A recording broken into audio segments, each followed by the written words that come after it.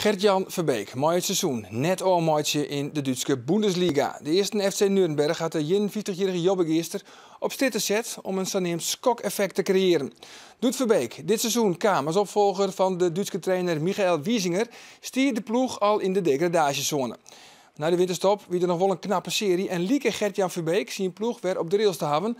Hij kreeg zelfs een aanbieding om ook bij degradatie on te blijven. Maar na 8 verliespartijen in de laatste 9 wedstrijden had de clubleiding Joert besloten om Gert-Jan Verbeek definitief op non-actief te zetten. Wij wien mijn kamerploeg dit weekend bij de laatste wedstrijd van de eerste FC Nuremberg onder leiding van Gert-Jan Verbeek. Wir haben 4-1 verloren und das ist enttäuschend und das kommt hart an. Nehmen das von mir an, aber ja, das ist passiert und wir müssen uns richten jetzt auf das nächste Spiel. Das ist das Leben. Als Gert-Jan Verbeek in oktober verliezen hier een contract tekent bij FC Nuremberg is de opjeft duidelijk. Verbeek maakt een verzwartje dat de club behouden blijft voor de Bundesliga. En dat wordt nog een hele tour, want Nuremberg zit treden van onderen. En had, rond het moment dat Verbeek komt, nog geen enkele wedstrijd woen. Gert-Jan Verbeek is nou een jelly de baas in Nuremberg. En dat je puur naar de statistieken joggen, is er net een soort verloren. Als wij in Duitsland binnen, had Verbeek de krantenkoppen verhellen. Verbeek had een boete gekregen van €4.000 van het Duitse voetbalboen omdat hij kritiek hier op de skiersrochter. Waar hebben we dat toch vaker jet? Ja, maar dat is natuurlijk ook een klein beetje een aard van een beestje. En die dingen heb ik ook wel gehad binnen Nederland. En, ja, nu is het in de Klinslijn met de KVB en nu is het in Duitsland en is het bij de Duitse voetbalboel aan de stok. Nou, ik heb het niet meer aan de stok, alleen ik vind het ongepast ook naar mensen toe. Voor €5.000 is voor een heleboel mensen is netto. Dat is voor mensen bijna een halfjaarsalaris. Ik bedoel, ja, waar hebben we het over? Nuremberg is een stad van 1 miljoen mensen in het zuiden van Duitsland, op westkanten van de rivier de Pegnitz. Het centrum had nog een paar historische bouwwerken die de bombardementen onder een van de Wereldoorlog oerleven hadden. En ook in Nuremberg wordt het varuwdeal door de Duitsers op een nij bevestigen. We gaan naar het stadion van 1. FC Nuremberg, op de Max-Morlock-platz. Max Morlock, een van de grootste voetballers van de club. Wat Abe is van Heerenveen, is Max Morlock van Nuremberg. De eerste FCN, zoals FC Nuremberg ook wel neemt wordt, had een riek verliezen. Voor de Tweede Wereldoorlog was de club 6 keer landskampioen. In die jaren daarna nog eens 3 keer. Maar die heegtijdagen zijn voorbij. De laatste 20 jaar bungelt de club wat tussen de eerste en de tweede Bundesliga in. Het laatste succes dateert van 2007. Toen won Nuremberg de Duitse beker. Het is een schril contrast met de situatie van Joetedij. FCN zit in lijst, maar dat leidt nevens de supporters net aan de trainer. Bis zum Jahreswechsel war er für mich ein Unbekannter.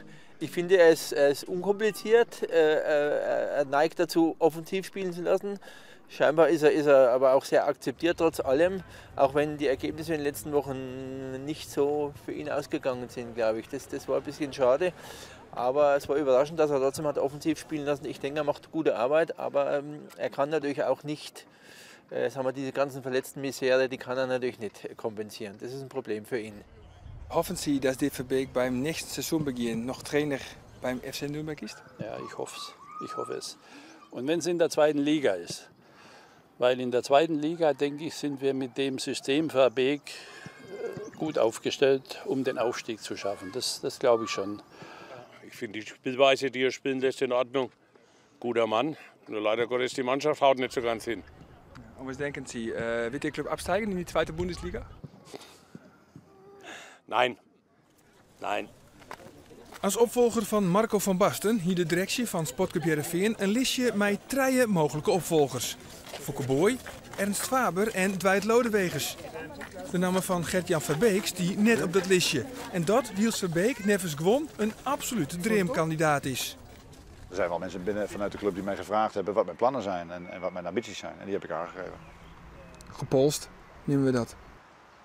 Ja, maar het lijkt mij logisch dat Heerenveen mensen polst over het hoe en waarom. Ik zei al, ik heb veelvuldig contact met bepaalde mensen binnen de club. En niet met die direct betrokkenen die op dit moment het voor het zeggen hebben. Dus Riemer weet hoe ik denk, omdat wij regelmatig contact hebben. Maar die heeft mij niet direct benaderd om weer trainer van Heerenveen te worden. Dat is die functie ook net, maar hij is wel charmeerd van die werkwijze. Nee, maar daarom zeg ik al, volgens mij heeft Riemer zijn rol als adviseur toch weer opgepakt bij Heerenveen, als ik het zover begrijp. Dus dat hij dan op een gegeven moment mij heeft over de toekomst en kijkt hoe ik erin sta.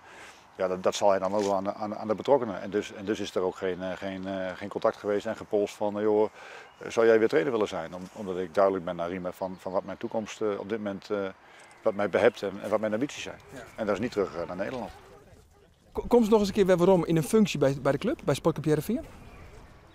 Nou, dat weet je nooit. Ik heb gekscherend wel eens gezegd, wie weet, in wat voor functie dan ook. En welke functie ambieert het meest? Nou ja, op dit moment geen. Ik heb op dit moment gekozen voor een buitenlands avontuur. En in de toekomst is het best mogelijk dat, want ik heb altijd een hele fijne tijd gehad bij Heerenveen. Ik heb al veel functies gedaan bij Heerenveen. Dus ik heb ook wel eens gezegd van, nou ja, misschien ben ik wel een goede voorzitter. Het liefst blijf ik dan weer in Duitsland. Hè. Je leert nou de competitie een beetje kennen, je leert de teams kennen. En ik zei al, nou ja, de aanbieding voor Eerste Liga Nürnberg, die ligt daar. Die kan eventueel gelicht worden.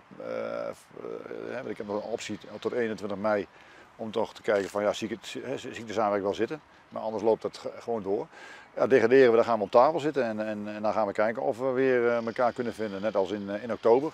En zo niet, ja, er zijn nog ook een aantal clubs hier in Duitsland die zoeken een trainer, dus je weet het maar nooit. Misschien sta jij ook bij een andere club op een lijstje, dat moeten we maar afwachten. Maar op dit moment, zei ik al, heb ik mijn aandacht volledig gericht op de komende 4 wedstrijden. Met te beginnen morgen Bayer Leverkusen.